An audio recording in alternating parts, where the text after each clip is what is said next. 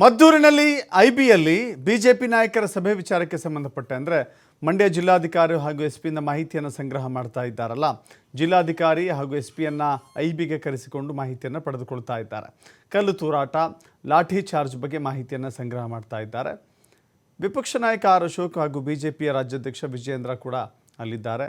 ಸಂಸದ ಯದುವೀರ್ ದತ್ತ ಒಡೆಯರ್ ಕೂಡ ಇದ್ದಾರೆ. ಎಂಎಲ್ಸಿ ಸಿಟಿ ರವಿ ಕೂಡ ಭಾಗಿಯಾಗಿದ್ದಾರೆ.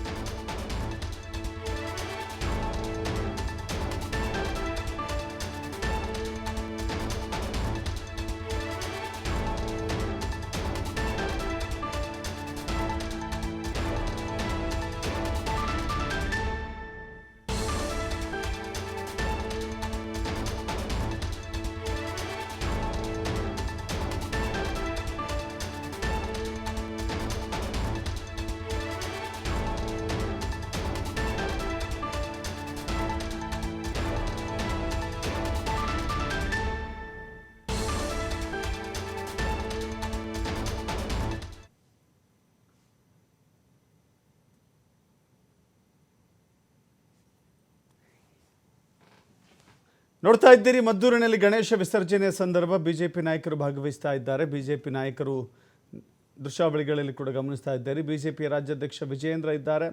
ವಿಪಕ್ಷ ನಾಯಕ ಆರ್ ಅಶೋಕ್ ಸೇರಿದಂತೆ ಸಿಟಿ ರವಿ ಅಲ್ಲಿನ ಗಣೇಶೋತ್ಸವದ ಸಂದರ್ಭದಲ್ಲಿ ಅಥವಾ ಗಣೇಶನ ಮೆರವಣಿಗೆ ಸಂದರ್ಭದಲ್ಲಿ ಗಣೇಶನಿಗೆ ವಿಶೇಷ ಪೂಜೆಯನ್ನು ಸಲ್ಲಿಕೆ ಮಾಡ್ತಾ ಇದ್ದಾರೆ. ಅದರ ಮೂಲಕ ಮದ್ದೂರಿನ ಗಣೇಶ ಮೆರವಣಿಗೆಯ ಸಂದರ್ಭಕ್ಕೆ ಸಾಕ್ಷಿ ಆಗ್ತಾ ಇದ್ದಾರೆ. ಇದು ಬಿಜೆಪಿ ಹಾಗೂ ಕಾಂಗ್ರೆಸ್ ಮಧ್ಯೆ, ಯಾಕಂತ ಹೇಳಿದ್ರೆ ಗಲಭೆ ಆದ ನಂತರದಲ್ಲಿ ತಕ್ಷಣ ಅಲ್ಲಿ ಸ್ಥಳಕ್ಕೆ ಧಾವಿಸಿದ್ದು ಬಿಜೆಪಿ ಹಾಗೂ JDS ನಾಯಕರು. ಈ ಸಂದರ್ಭವನ್ನು ನಾವು ಹಿಂದೂಗಳ ರಕ್ಷಣೆಗಾಗಿ ನಾವಿದ್ದೇವೆ ಎನ್ನುವ ಸಂದೇಶವನ್ನು ಕೊಡ್ತಾ ಈ ಭಾಗದಲ್ಲಿ ಬಿಜೆಪಿಯನ್ನು ಗಟ್ಟಿಗೊಳಿಸುವಂಥ ಕೆಲಸವನ್ನು ಮಾಡಲಾಗ್ತಾ ಇದೆ. ಮದ್ದೂರಿನಲ್ಲಿ ಘಟನೆಯ ನಡೆದ ನಂತರದಲ್ಲಿ ಮಾಜಿ ಸಂಸದ ಪ್ರತಾಪ್ ಸಿಂಹ ಬಂದಿದ್ದರು, ನಿಖಿಲ್ ಕುಮಾರಸ್ವಾಮಿ ಬಂದಿದ್ದರು.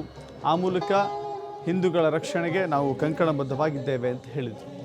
ಇದೀಗ ಇವತ್ತು ಮೆರವಣಿಗೆ ಹೇಳಿ ಕೇಳಿ 28 ಗಣೇಶನ ಮೂರ್ತಿಗಳ ಮೆರವಣಿಗೆ ಮತ್ತು ಸಾಮೂಹಿಕ ವಿಸರ್ಜನೆ ನಡೆಯುತ್ತೆ. ಈ ಸಂದರ್ಭದಲ್ಲಿ ಇಡೀ ಮಂಡ್ಯ ಕೇಸರಿಮಯವಾಗಿದೆ. ಎಲ್ಲೆಲ್ಲೂ ಕೂಡ ಗಣೇಶನ ಮೆರವಣಿಗೆಯ ಸದ್ದು ಕೇಳಿಸ್ತಾ ಇದೆ. ಈ ಸಂದರ್ಭದಲ್ಲೂ ಕೂಡ ಬಿಜೆಪಿ ನಾಯಕರು ಭಾಗವಹಿಸ್ತಾ ಇದ್ದಾರೆ.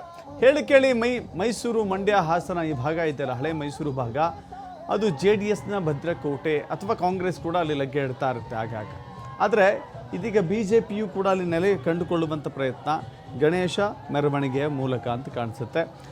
ಪ್ರತ್ಯೇಕವಾಗಿ ಮಾಹಿತಿಯನ್ನು ಕೂಡ ಸಂಗ್ರಹ ಮಾಡಿದ್ದಾರೆ. SPಯನ್ನು ಹಾಗೂ DC ಕರೆಸಿಕೊಂಡು ಏನಾಯಿತು ಅಂತ ಹೇಳಿ ಘಟನೆಯ ವಿವರವನ್ನು ಪಡೆದುಕೊಂಡಿದ್ದಾರೆ. ಇದೀಗ ಮೆರವಣಿಗೆಯಲ್ಲೂ ಕೂಡ ಭಾಗವಹಿಸ್ತಾ ಇದ್ದಾರೆ.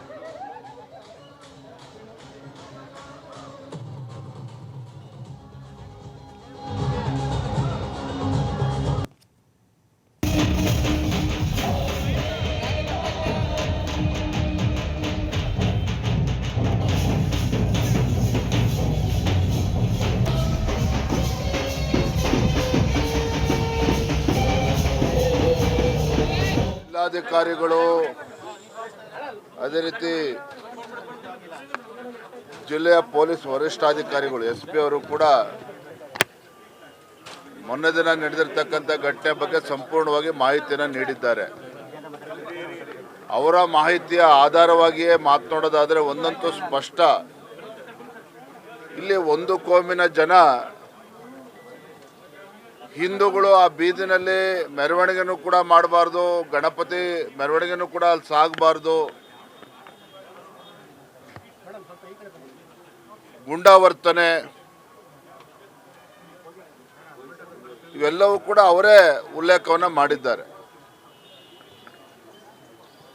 ಇವತ್ತು ಮಹಿಳೆಯರಲ್ಲೂ ಕೂಡ ಇಷ್ಟೊಂದು ಆಕ್ರೋಶ ಬಂದಿದೆ ಇಲ್ಲಿ ಮದ್ದೂರಂತ ಕಡೆಯಲ್ಲಿ, ಮಂಡ್ಯ ಜಿಲ್ಲೆಯಲ್ಲಿ ಅಂತ ಹೇಳಿದ್ರೆ ಈ ಕೆಲವು ದುಷ್ಕರ್ಮಿಗಳ ಅಟ್ಟಹಾಸ ಯಾವ ಮಟ್ಟಕ್ಕೆ ಹೋಗಿದೆ ಅನ್ನೋದು ಇದರಲ್ಲೇ ಸ್ಪಷ್ಟವಾಗಿ ಗೊತ್ತಾಗ್ತದೆ.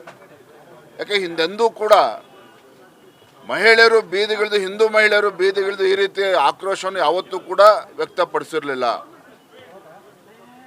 ಒಂದು ಕಡೆ ಗಾಂಜಾ, ಅಫೀಮು ಈ ಒಂದು ಕಾಟವು ಕೂಡ ಯಥೇಚ್ಛವಾಗಿ ಇಲ್ಲೂ ಕೂಡ ನಡೀತಾ ಇದೆ. ಹಿಂದೂ ಹೆಣ್ಮಕ್ಳು ಗೌರವವಾಗಿ ರಸ್ತೆಯಲ್ಲಿ ನಡ್ಕೊಂಡು ಹೋಗೋದಕ್ಕೂ ಕೂಡ ಅಸಾಧ್ಯ ಆಗುವಂಥ ವಾತಾವರಣ ಮದ್ದೂರಂತ ಕಡೆನೇ ನಿರ್ಮಾಣ ಆಗಿದೆ ಅಂತ ಹೇಳಿದ್ರೆ ಇವತ್ತು ಯಾವ ರೀತಿ ಇಂಥ ದೇಶದ್ರೋಹಿಗಳು ಇಲ್ಲಿ ಮೆರಿತಾ ಇದ್ದಾರೆ ಅಂತೇಳಿ ಇದರಲ್ಲೇ ಸ್ಪಷ್ಟವಾಗಿ ಗೊತ್ತಾಗ್ತದೆ. ಇವತ್ತು ಮಾನ್ಯ ನಮ್ಮೆಲ್ಲ ವಿರೋಧ ಪಕ್ಷದ ನಾಯಕರು ಎಲ್ಲರೂ ಕೂಡ ಸುದೀರ್ಘವಾಗಿ ಚರ್ಚೆ ಮಾಡಿದ್ದೇವೆ. ಈಗ ಪೂಜೆಯನ್ನು ಸಲ್ಲಿಸಿ ನಾವು ಕೂಡ ಮೆರವಣಿಗೆಯಲ್ಲಿ ಭಾಗವಹಿಸ್ತೇವೆ. ಇಷ್ಟಕ್ಕೆ ಬಿಡ್ತಕ್ಕಂಥ ಪ್ರಶ್ನೆನೇ ಇಲ್ಲ. ನಾವು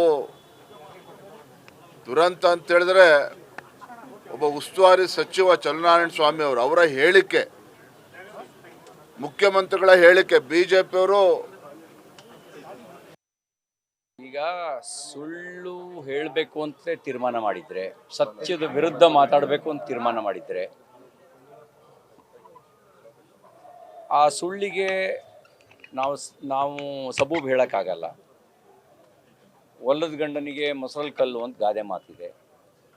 ಅವರು ಸತ್ಯವನ್ನು ಮರೆಮಾಚಬೇಕು ಅಂಥೇಳಿ ಅಪರಾಧಿಗಳನ್ನ ರಕ್ಷಣೆ ಮಾಡಬೇಕು ಅಂತ ಯೋಜನೆ ಮಾಡಿದರೆ ತತ್ಕಾಲಕ್ಕೆ ಅಪರಾಧಿಗಳ ರಕ್ಷಣೆ ಮಾಡ್ಬೋದು.